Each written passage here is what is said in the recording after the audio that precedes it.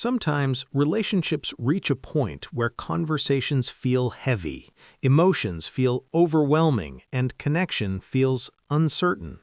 And in those moments, the idea of space emerges, an invisible distance meant to protect the relationship from immediate harm. But the truth is, space can be both healing and dangerous. Whether it strengthens or weakens the bond depends entirely on the intention behind it, the communication surrounding it, and the emotional landscape of the people involved. Emotional space isn't the absence of love, it's the temporary pause that allows clarity to return. It's the act of stepping back, not to detach from the other person, but to reconnect with your own thoughts, your own needs, and your own emotional balance. Space can be the breathing room that prevents conflict from escalating and prevents emotions from spilling into places they're not supposed to go. Many people request space not because they are pulling away from the relationship, but because they are overwhelmed internally. They may feel emotionally flooded, uncertain about how to respond, or terrified of saying something they don't mean.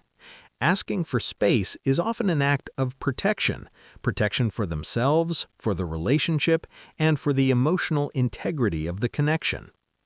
In a healthy partnership, space can act like a pressure valve, releasing tension before it builds into resentment. When partners allow each other time to process without fear of punishment or judgment, the relationship becomes more resilient. Space gives each person the chance to reflect, to breathe, and to return to the connection with a calmer mind and a softened heart. From a psychological perspective, space can interrupt the cycle of emotional overload. When our nervous system is in fight or flight mode, our ability to think clearly and communicate respectfully diminishes. Distance gives the brain room to settle, lowers stress hormones, and restores our capacity for empathy, patience, and understanding. In many cases, space is the pathway back to emotional regulation. But the effectiveness of space depends almost entirely on communication. When someone asks for space without explaining what they need, how long they need it for, or what their intentions are, the request can feel frightening. It can trigger fears of abandonment or rejection. Clear communication transforms space from a threat into a tool, something structured, respectful, and purposeful. Space becomes harmful when it is indefinite, unexplained, or used as a way to avoid responsibility.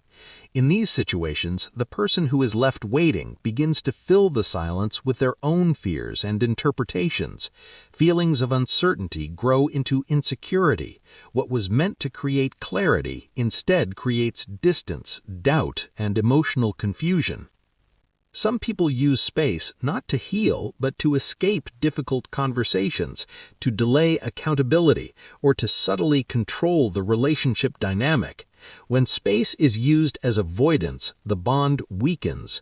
The partner seeking distance may feel relief, but the partner left behind feels powerless. This imbalance creates emotional erosion that is difficult to repair. There is an important distinction between taking space to process and withdrawing to avoid. Healthy space is intentional. It has boundaries, communication, and a return point. Withdrawal is silent, unpredictable, and emotionally cold. One leads to growth. The other leads to disconnection. The difference lies in responsibility, honesty, and emotional maturity. To use space in a constructive way, partners should agree on a few key elements: why the space is needed, how long it will last, what level of communication is comfortable, and when they will reconnect to talk. These boundaries create safety. They turn uncertainty into structure. They replace fear with trust. This is how space strengthens instead of harms. The most important part of taking space isn't the separation, it's the reunion. When partners return with clearer emotions and more grounded perspectives, the relationship gains depth. Trust increases. Communication becomes more intentional. Space becomes the spark that reignites understanding rather than the wedge that pushes people further apart. In the end, giving someone space isn't inherently good or bad. It's simply a strategy, a tool that can either heal or harm depending on how it's used. Space can bring clarity, maturity, and emotional balance, but if given without communication, it can also create confusion, insecurity, and emotional distance. The true power lies not in the space itself, but in the way partners navigate it together.